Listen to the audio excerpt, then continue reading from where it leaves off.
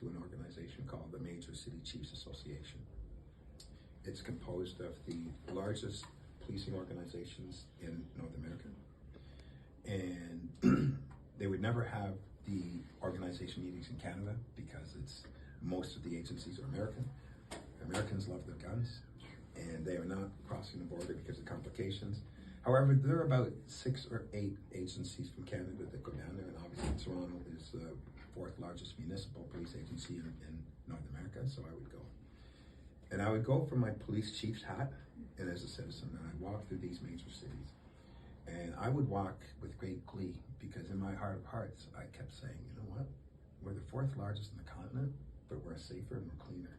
So I felt great going back. But during those meetings, you know, during the lunches and the breakfasts and the dinners, the informal meetings, that's when you learn the most. And talking to these other major city chiefs, they would say this over and over again. Never normalize crime. Never normalize disorder. Because when you normalize those 2 things, it accelerates at a rapid pace, and then you lose control. So I'm watching our city, and we're at this tipping point. And a lot of times decisions are being made by the loudest voice in the room. It is not representative of the entire city. The city needs leadership to listen to all voices and then prioritize the most important things. And by far, safety is the #1 issue. Before I was running for office, everyone else was talking about other things that were #1 issues. As soon as I put my hat in and said, this is why I'm running, all of a sudden everyone else became chiefs of police and said, oh yeah, safety is the #1 issue. In my heart of hearts, it's the most important thing. If people are too afraid to go to your businesses, you're going to lose money. Not only that, people don't want to come here. Not only that, big businesses does not want to come here. It reduces our environment, our infrastructure, our economics, but most importantly, fear is something that whenever you change your behavior because of fear, it is not a good thing. That needs to change. I want this to be Toronto the safe, which is what I used to say, and I want this to be Toronto the clean, which is what I used to say. I'm not seeing that anymore. The subway is the lifeblood of our city. When I got into the city in 1982 and joined the Toronto Police Service, I lived at 150 Driftwood Avenue. That's right at Jane and Finch. Just up the street. And I would take the Finch bus all the way from Jane and Finch right across to Finch and Brimley. That's where the police college was.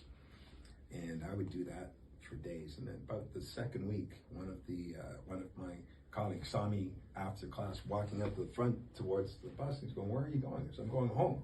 He says, well, where's your car? And I said, I don't have a car. I gotta take the bus. He goes, get in the car. So from that moment, he took me there. But what I'm trying to say is, as I said earlier, newcomers don't come with bikes, they don't come with cars. They rely on transit system. Toronto has the most robust transit system in Canada. It is nowhere near where it should be. So I'm very supportive of building stronger, more dynamic subway access in the city. And I've already said, our landscape is, more people are coming here. We're having problems dealing with what we have already. And if we don't build, we are going to fail. And if we slow down on building, like we slow down on all kinds of projects, there's only one thing that happens, especially when it's essential and it's going to get built, it costs more money. When it costs more money, whose pockets does it come out of? It comes out of ours. So we have to stay laser focused on what our vision is and what we need to do. And that's the subway system. Newcomers will rely on the subway system. Businesses will rely on the subway system. The safety component is critical for me. I ride the subway, and I ride it a lot. My wife and I downsized. We've got rid of all of our kids except for one. Give me enough time, I'll get him out too, but we downsized. And our next phase in life was the opportunity of not having to drive again or not having to drive as much. So I am fortunate that I have the ability of affording somewhere close to the subway line. And so I'm using the subway. And I've watched. I can tell you're already set for this job. Oh, well. Did you have a second one? I need to talk on the safety piece because it's important.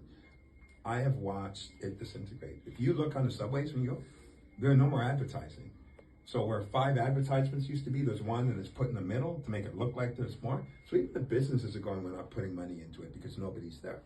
Our ridership is down from 1.2 million to 869,000. That's a 30% drop. D. And it's declining. Those that can afford Uber, those that can afford driving, are driving instead. And I'm hearing this when I'm knocking on doors. My main responsibility is creating a culture of safety on the subway system and on the TTC system. So the first thing that I'm going to do is I'm turning the security over to the Toronto Police Service. The Toronto Police Service are experts in security. TTC is experts in getting you to and from your locations. Don't try to inherit both of them. I'm going to be using special constables. So inheriting the existing special constables that are there, and then adding more. So right now, I think the number count is sworn to 75. I want to up it to 200.